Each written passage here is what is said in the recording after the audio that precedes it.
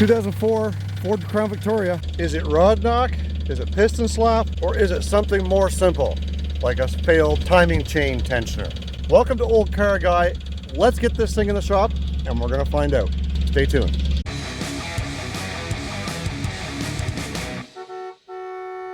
So the goal today is to get the timing cover off. This job on a scale of 1 to 10, 10 being super difficult, this is probably only about a 3 or a 4. It really isn't that bad. Hardest part about the whole job is getting that pain in the ass pump off, because the bolts don't bolt in from the front. They kind of bolt into the side up here, like this, into the side of the block, and it just makes it a little bit challenging to work on it. The benefit though is that we do have our hoist. We can get it up in the air for a couple of things that we're gonna have to do. One of them is there's a couple of bolts in the oil pan that hold the timing cover in place from below. We'll be able to get those a little easier, although you don't need a hoist. So before we go too far, at some point you're gonna wanna get underneath the car and up through this hole right here, there is an 18 millimeter nut that you've gotta get off that is attached to the motor mount. Why? We're gonna have to lift the engine up a little bit to get that passenger side valve cover off without driving yourself insane. Plain and simple. So let me get that out.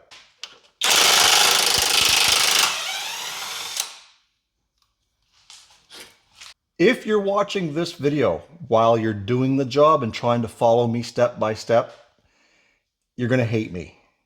You will need some cam lock tools, and I will leave a link in the description box down below for those to my Amazon affiliate, that holds the cams in place so that nothing spins freely while you're trying to do this. So we've got to get this valve we've got to get both valve covers off. But first I've got to jack that engine up a little bit on this side so that it lifts this way to give us the clearance around the heater box back there. So I'll be right back when I get these valve covers off. So with the jack underneath the car on the oil pan between a piece of wood and the pan, watch this corner as I jack up. That's going to lift like this because there's still a 10 millimeter bolt in that corner we got to get off, but it's going to give us a lot more room away from that heater box.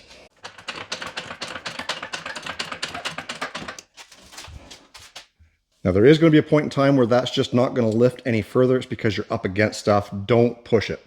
Just get up there. You only need to come away probably about an inch away from that box. I think we've got it. Let's take a look. So now with this jacked up, you can see we've got much better access to that 10 millimeter bolt right there, which is the last valve cover bolt. Another problem that people have is this piece here, which is like your purge valve, and these heater hoses are going to be in the way as well. Some people will actually go through the problems of taking those off and folding them out. We're not going to do that. We're going to push them up. We got a block of wood that we're going to pry underneath there to help lift those away from the heater box, so that when the time comes to pull this valve cover off, those are kind of up out of the way and again, not causing us to go insane. Again, if you haven't watched that first video, the first video kind of goes into a little bit of detail on how to take it apart. And there's a few tricks of making sure that when you take the bolts out of your valve covers, that you stick them in a piece of cardboard in the area or in the spot that they came out, so that you know where they go back in. Some of these wires have like little pieces on them for the studs that the wire connects to hold it in place. Anyways, we've got to get a bunch of this stuff out of the way so that we can lift that valve cover off, but not before we get that 10 millimeter out of there. This is where your 1/4 inch swivel comes into play. Now I'm going to try and do my best to get that out with my 8 millimeter, my 1/4 inch swivel, long extension, 1/4 inch drive. And I don't want to get in the way, so that just kind of goes on there. Maybe. Just like that. And as long as you got your swivel going the right way, as long as you got your ratchet going the right way, you should just be able to turn that off.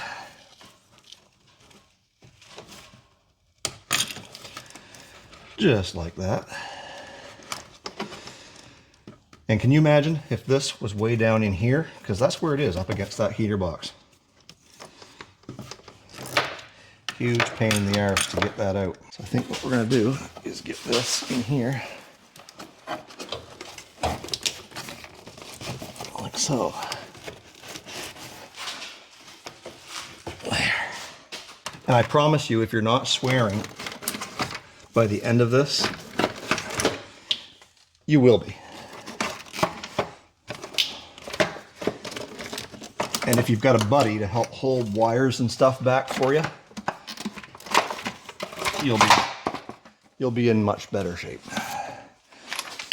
Whoop.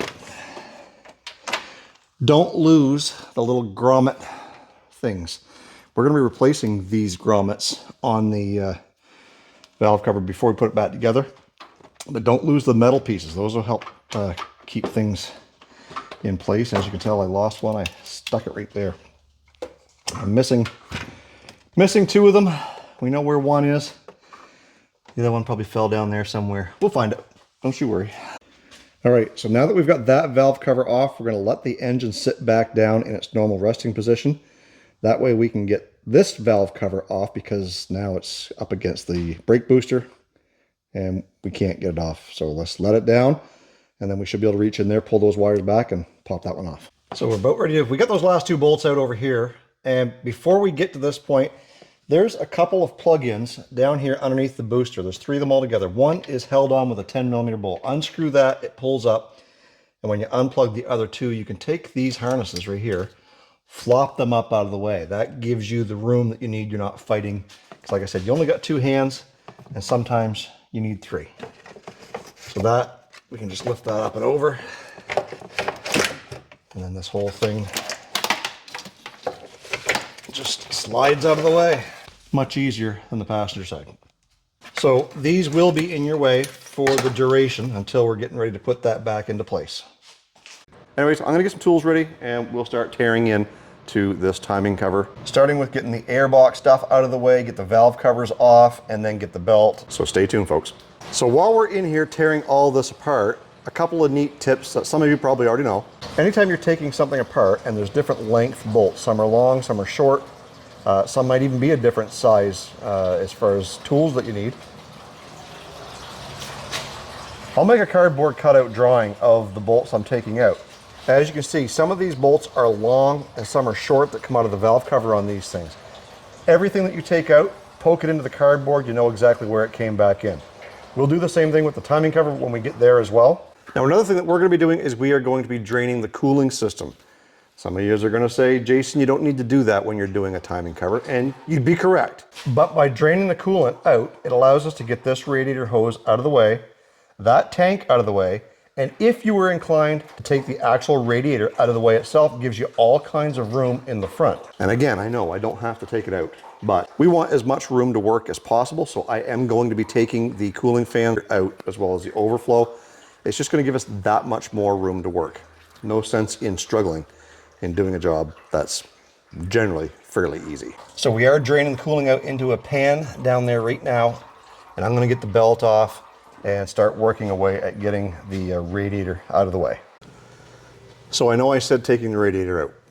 We're not doing that. We are taking the cooling fan off, which is what we've done. And as you can see, that gives us a couple of feet to work in here to be able to access all the bolts along the edge. I did take that plate across there that protects the fuel rail.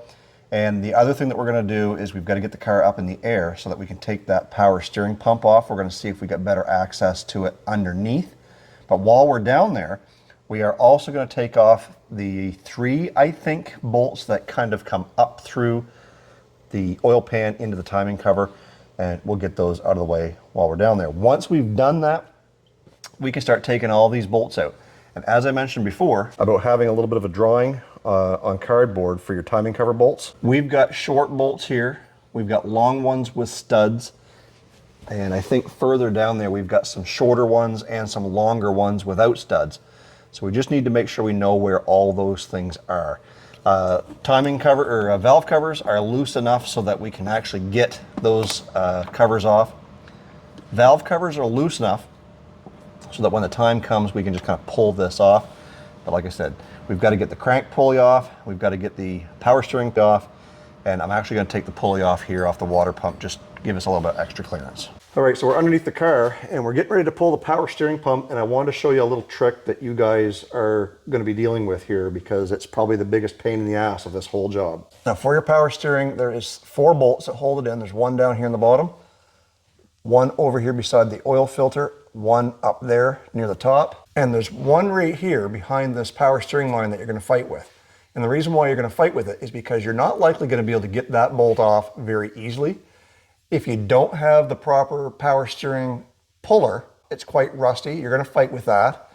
This 10 millimeter here, you're going to start with a box end wrench in through the hole and give it a break. Try and break it free. Once you get that done a couple of times, you can get back in here with a ratchet wrench, 10 millimeter. As long as you're working behind the hoses, you can get that on there and you can start backing it off using the ratchet wrench. You're going to watch the pump fall back away from the engine while you're doing it, because that's got to be able to move to get that bolt out, because obviously you can't pull it out of here. And the reason why it's got to come out is because this pulley is in the way of the timing cover. So little tip, I hope that helps you. I learned it the hard way. So I'm going to get that bolt out of there and then we can start yanking the timing cover off.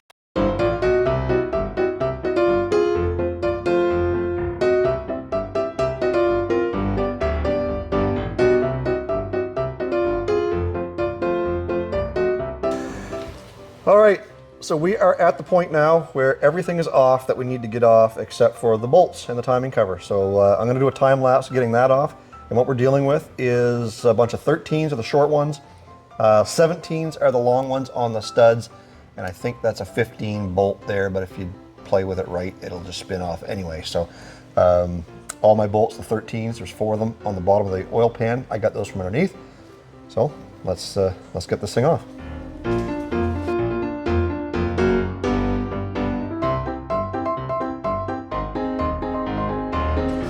All right, so we did get that pried off there, and with any luck, it should just kind of wiggle out of the way. Just like that. We're still stuck to our thing over there. Our timing chain cover is there. Looks pretty good in there.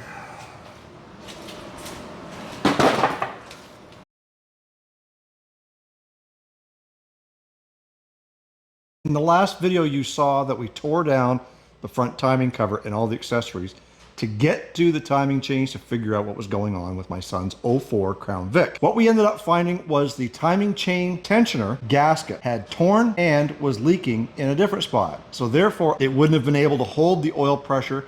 We feel like that was the cause of this noise. So jumping right into this video, we're gonna start putting this thing back together. We've got all of our parts on hand. Let's get to it. So now that we've gotten this far, the next step is to make sure that our number 1 cylinder, which is the first one on the passenger side, is at top dead center.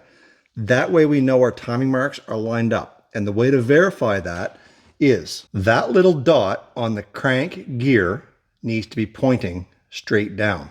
That dot on the passenger side cam gear needs to be pointing at roughly about the 11 o'clock position. So kind of like right about here. And that dot right there, about the same, approximately 12 o'clock position.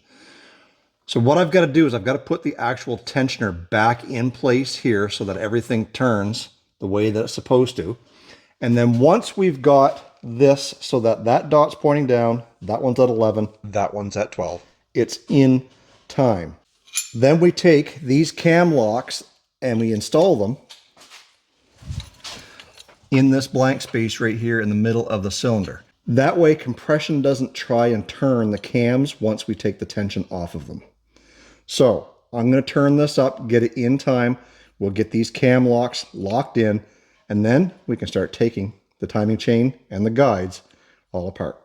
Okay, with our old tensioner back in, we are going to crank this thing over until we're approximately where we think we should be. And I can hear the compression.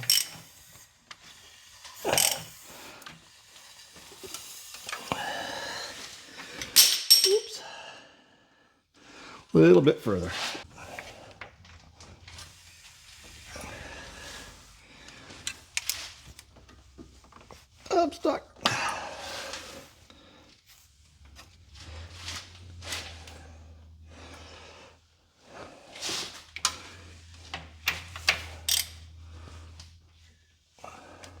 Okay, so we've got our dot straight down. This one is at approximately the 11 o'clock position. This one is at the 12 o'clock position, which I did verify is the proper spot it should be. If you didn't get to this point with that dot down, then you might be on the intake stroke, which means you've got to take that, spin it all the way around one more time, and then these dots here should line up. If you want to verify that one step further, take your coil, pull your coil on number one cylinder, and either with a camera, borescope, or even a screwdriver, drop it down in there. If that piston is all the way up at the top, you're there. Also, cylinder number 6, which is 1, 2, 3, 4, 5, 6. The second one back on the driver's side should also be at top dead center. Anyways, we're there. So now what we're going to do is we are going to start pulling our tensioners. We got this one here, and then we've got this one here. Cam gears are actually going to stay on, as well as the crank gear. Those look like they are in very good shape. Some kits will sell you those as part of the kit. We did not opt to go there. This is still a fairly low mileage engine with about 120,000 miles. And again, they look like they're in great shape. So the passenger side chain has to come off first, then the driver's side chain, because the passenger one is in front. Before we do that, we got to lock those cams down. Once again, that's what these tools are for. And that's what those locks look like when they're installed. They are resting on the sealing surface of the head on both sides. They should be touching. And then when you get this thing tight, that should be enough to cinch the cam down, so that when you start taking things apart, if there's any compression left in any of the cylinders, it's not going to try and rotate that camshaft. So from here, everything is pretty straightforward. We take out the tensioner bolts, pull the tensioners, pull the guides, and the chains just fall off, starting with the passenger side. So let's do that.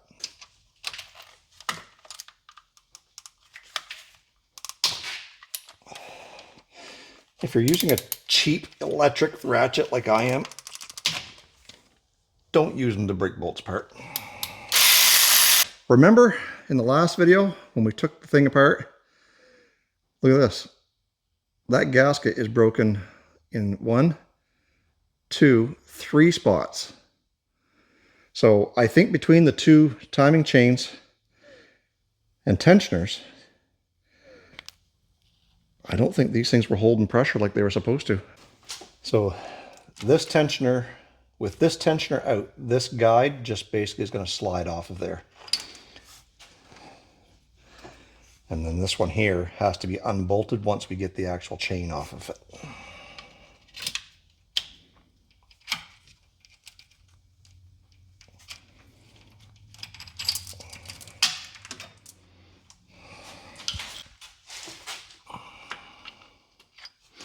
Same thing with this one.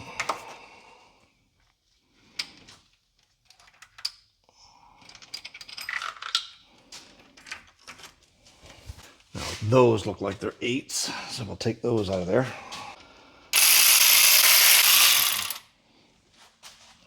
All right, so now that we got everything all tore apart and basically ready to go back together, this is the kit that I used. I got it off of Rock Auto. It was only about 130 bucks.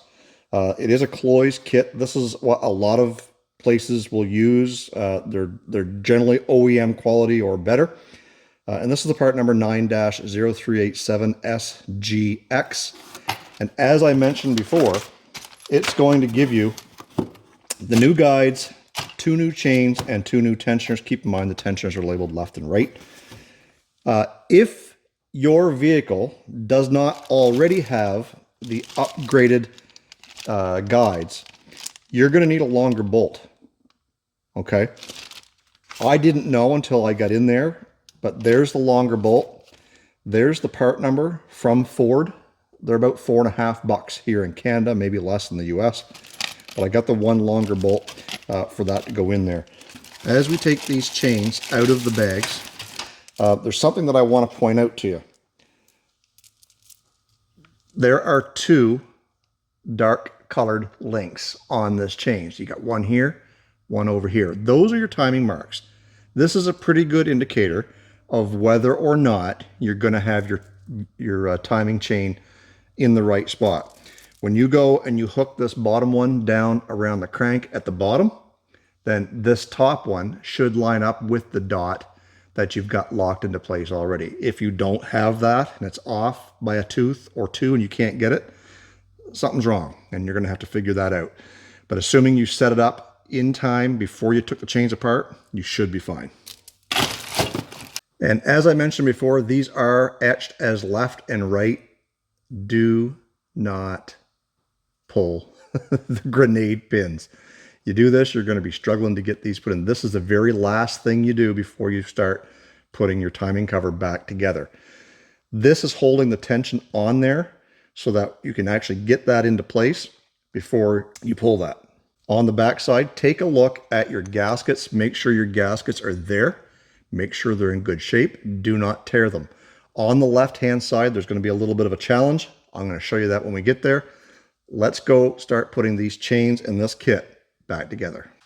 All right, so because we started on the other side and came over here, we're actually going to work our way backwards and start on the driver's side. So we're going to put this guide in first. And we're going to just snug these up for now.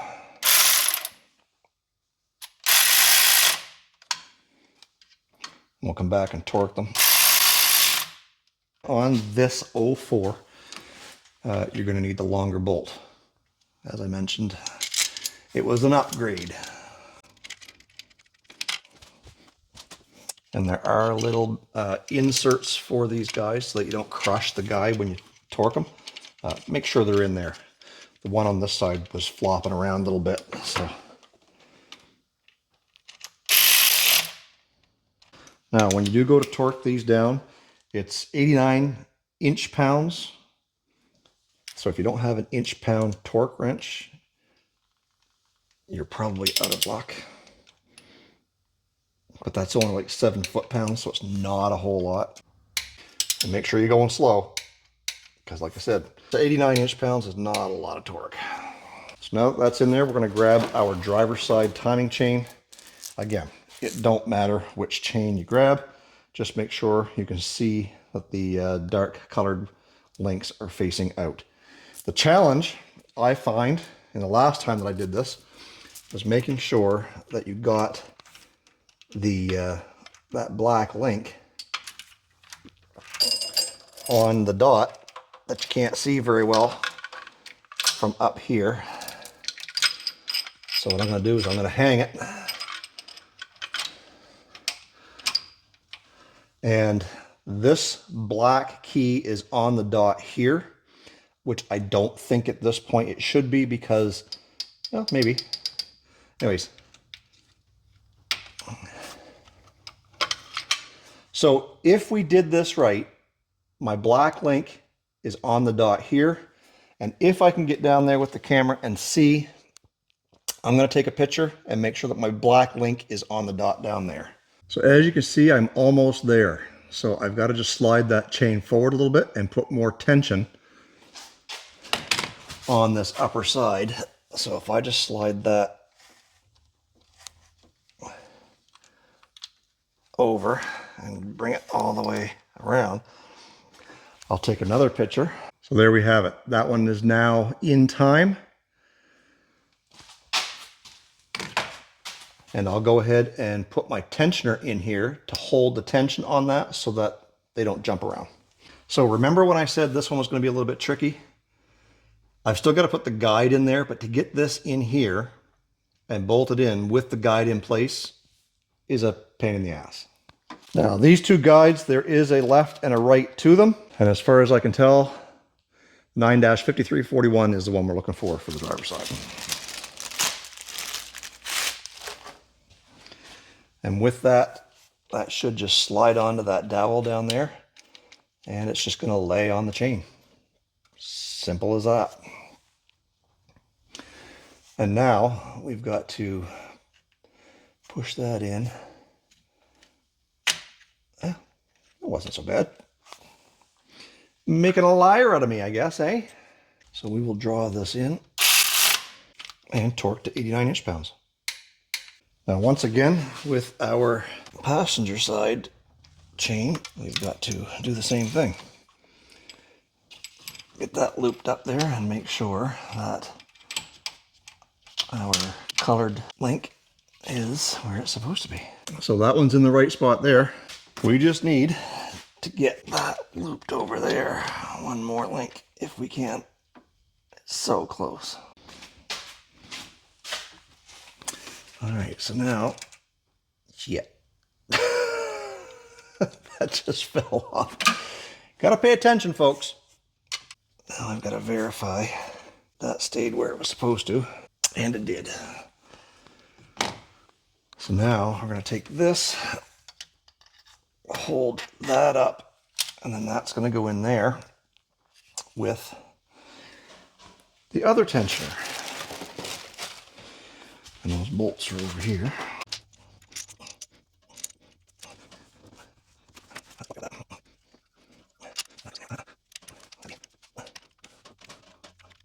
Just like that.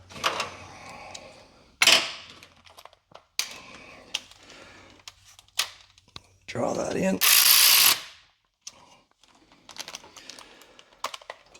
And torque to 89 inch-pounds. All right, so just to make sure that everything stayed where it was supposed to, our dark colored key is lined up on the dot. Our dot over here is color coded as well, and at the 11 o'clock position. This one is color coded and at the 12 o'clock position. And we're just looking to get these tensioners pulled, I guess. It's time to pull those grenade pins. So all you're going to do is grab a pair of pliers and just give her a little tug. There's the first one.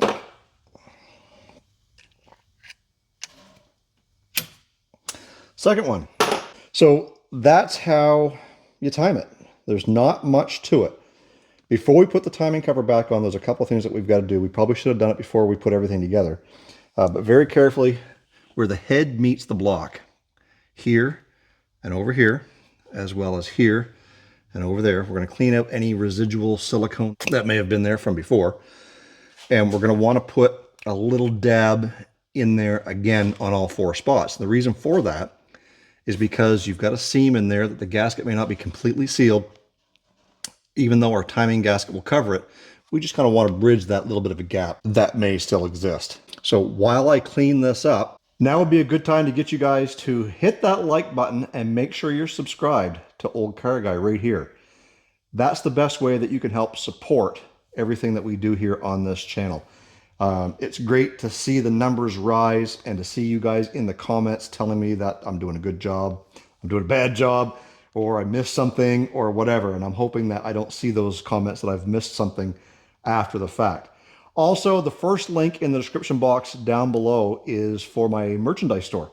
So if you want to support Olde Carr Guy by wearing some swag like this t-shirt here, which is the construction sign, and I am going to have a few more of these, then you can head over to my merchandise store and make a purchase there. We've got hats, hoodies, stickers. Also, the hoodie that I wear is the zip up. We've got both the pullovers and the zip ups, stickers as well, beer koozies. All that stuff is available on my merch store. First link in the description box down below. Let me get this thing cleaned up and we'll get ready to put that timing cover back on. All right, so we're getting ready to put our timing cover gaskets in. And this is what I got here was the TCS 45869-1. This comes with the 3-piece timing gasket set as well as a new main seal. So we are going to put the new main seal in as well. I would say even though the one that we took out wasn't leaking, and some people will say put that in with a little bit of silicone around it, and some will say to put it in dry. Well, we're going to put it in dry. We've got ourselves a big 1 and 13/16 socket that fits right there, and we're just going to love tap this in.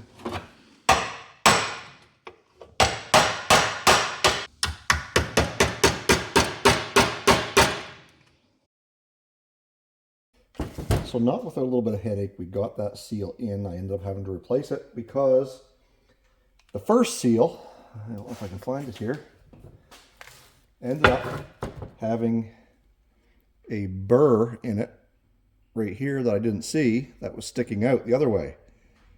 And when I go to smash it into this thing, it scraped the inside. So sometimes, folks, things don't go the way you planned. And I ruined a perfectly good seal. Good thing they're cheap. And the local CarQuest store had them right in stock. So now what we're doing is we're going to put the 3-piece timing cover gaskets in. I've used a little bit of RTV in the corners here, and up here, and up here, and a little bit in the middle, just to hold this thing in place, for the simple fact that we don't want it falling out or whatever, and we also get a little extra protection against the sealing surface between here and the oil pan. So let's get these seals in. All right, so with our gaskets in place and everything cleaned up, in theory this should just kind of slide into place.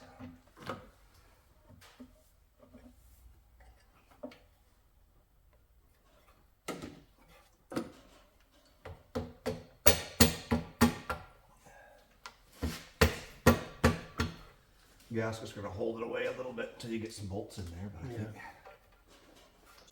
little reference guide that we made here so that we know where everything goes. So we know that that one is down here. And then we know that this one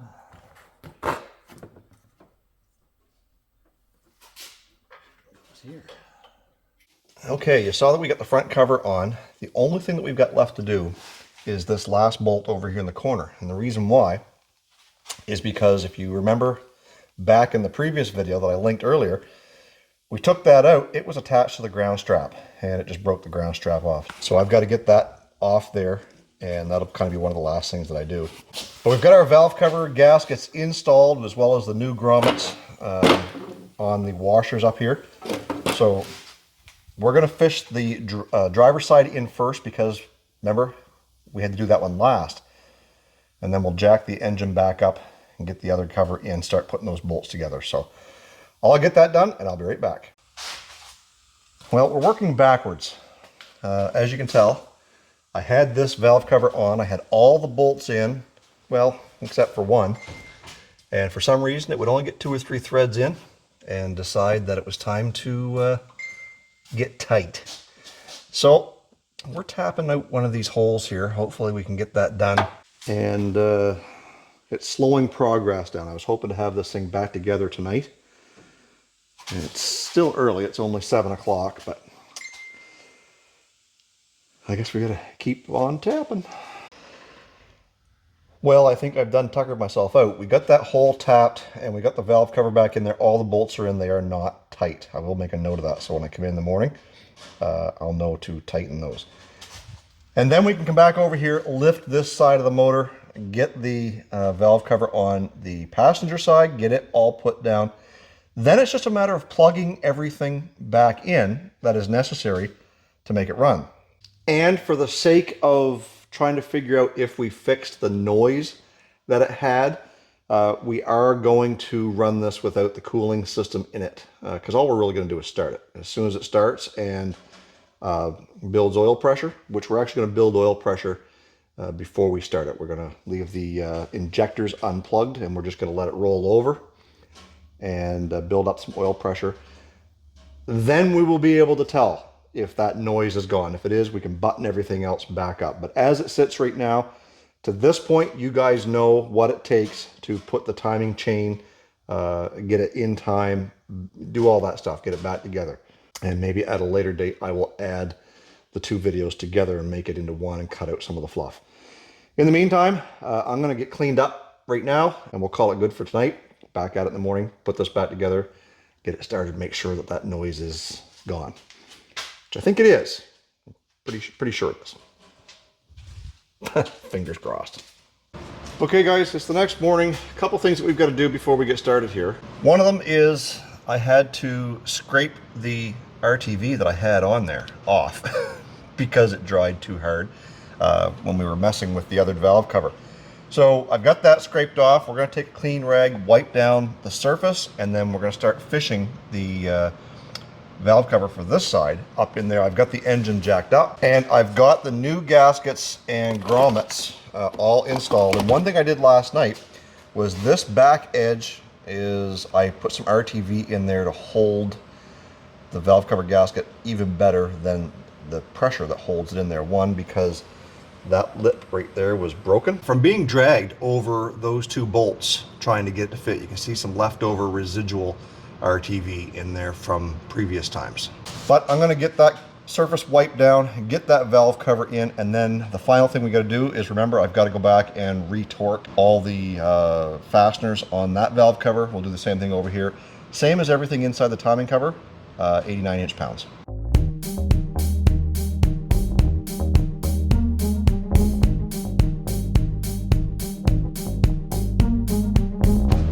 All right, so with the valve covers on and torqued all the way around, we did put our harmonic balancer back into place. And here's one area, guys, that you can rest assured you've done everything properly.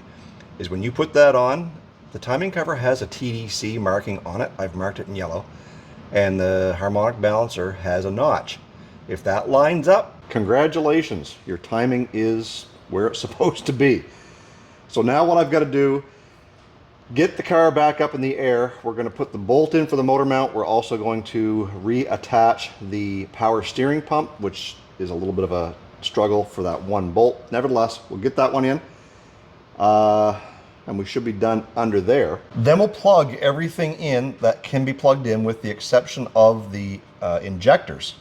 And again, the reason why we're going to do that is because we want to prime that motor, make sure that those tensioners get lots of oil before we give it that first startup. After all, we are trying to get rid of an engine noise, not create more of them. So I'm going to get underneath the car, get those things done up, and I'll be right back. All right, so we've got everything plugged in necessary to make this thing turn over.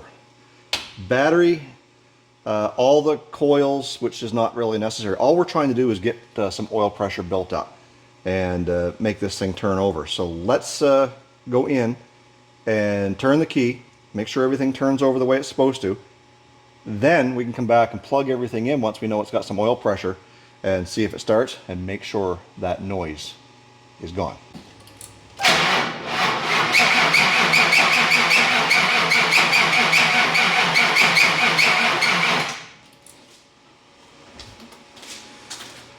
Battery sounds a little weak, but we'll try doing that a couple more times.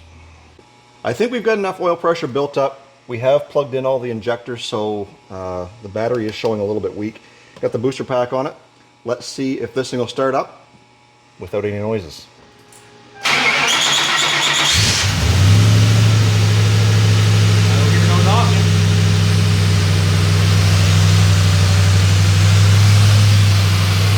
So guys, if you like this video, make sure you give it a thumbs up. Make sure you subscribe to Olde Carr Guy. We got lots more on the channel. We got Panther platforms, we got square bodies, we got B-body Mopars, lots of other stuff that we're working on in and out all the time. So don't forget to check out the merch store. First link in the description box down below. It's one more way that you can help support Olde Carr Guy by showing everybody that you watch Olde Carr Guy. Also, making sure that you're subscribed really helps the channel. Thank you very much for sticking around this long. Stay focused on the windshield, not the rearview mirror. Love you guys. God bless. Let's do it again in the next video.